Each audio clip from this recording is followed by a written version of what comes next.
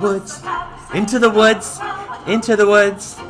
All right, yes, that's what I saw today. Into the Woods at the St. James Theater.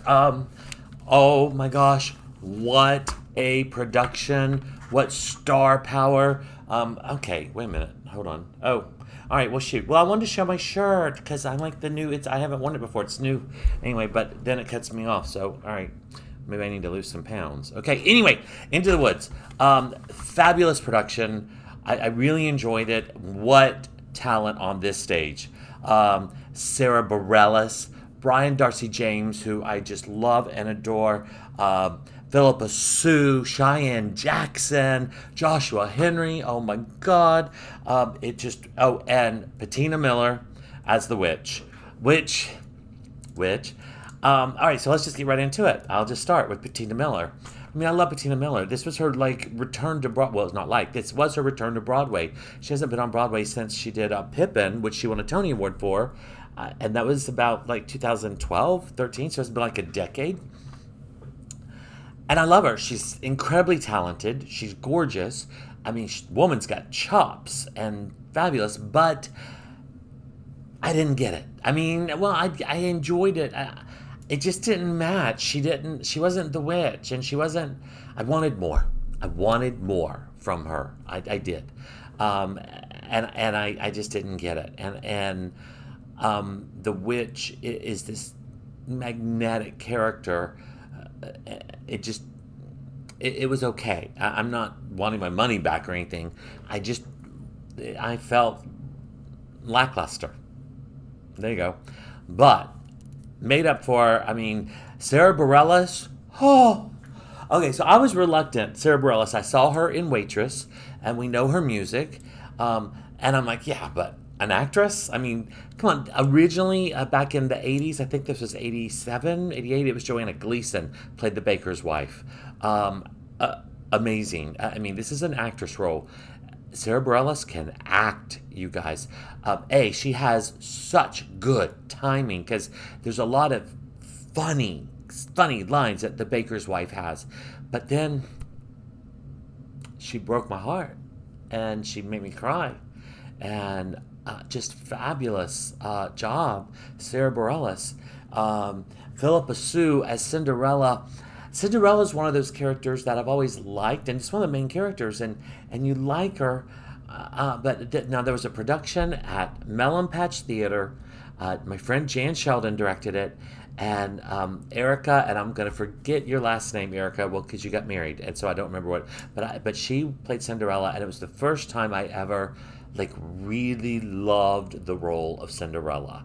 And went, ooh, even originally Broadway. Kim Crosby, I think was her name.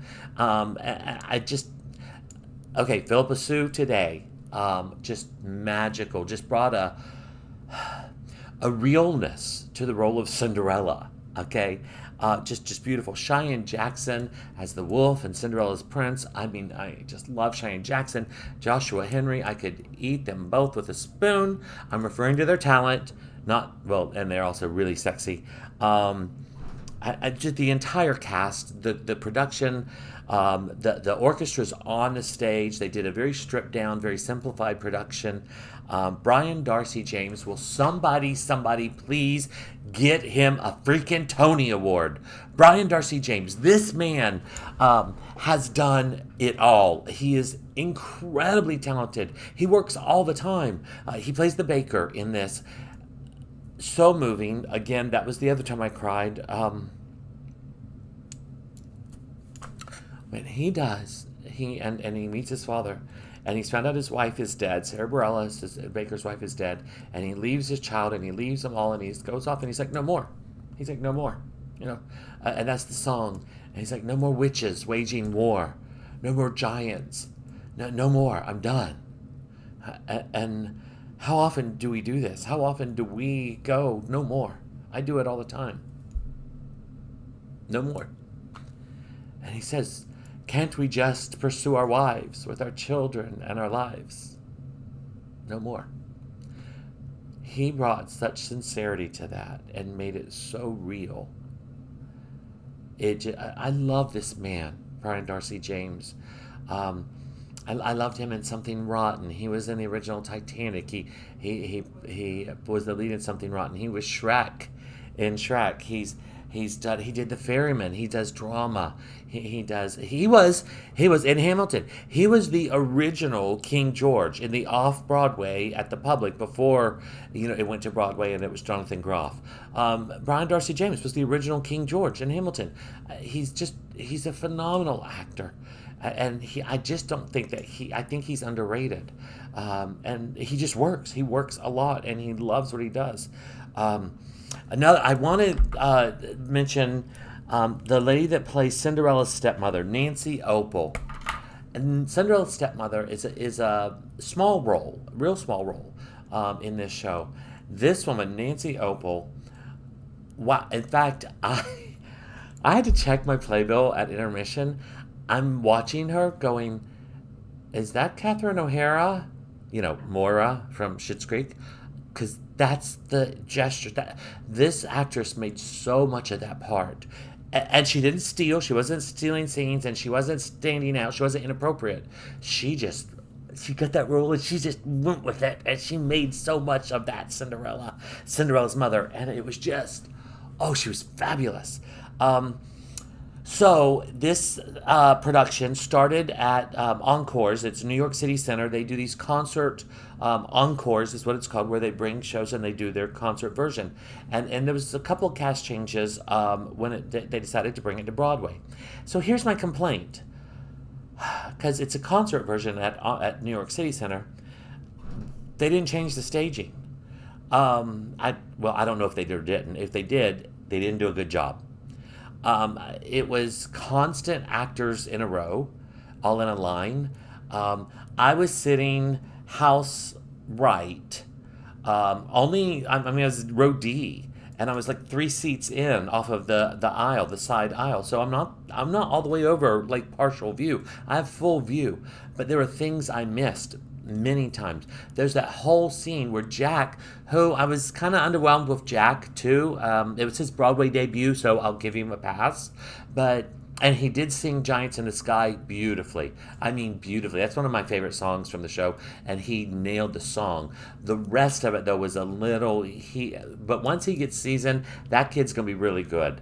But in the whole scene where he's selling Milky White to the baker, it's a very funny scene, and there were lots of laughs in orchestra center and house left. Seriously, all the people around me, none of us were laughing because we couldn't see. There were sight gags and there was gestures and there were things they were doing, and I literally went, see, we can't see what's being done.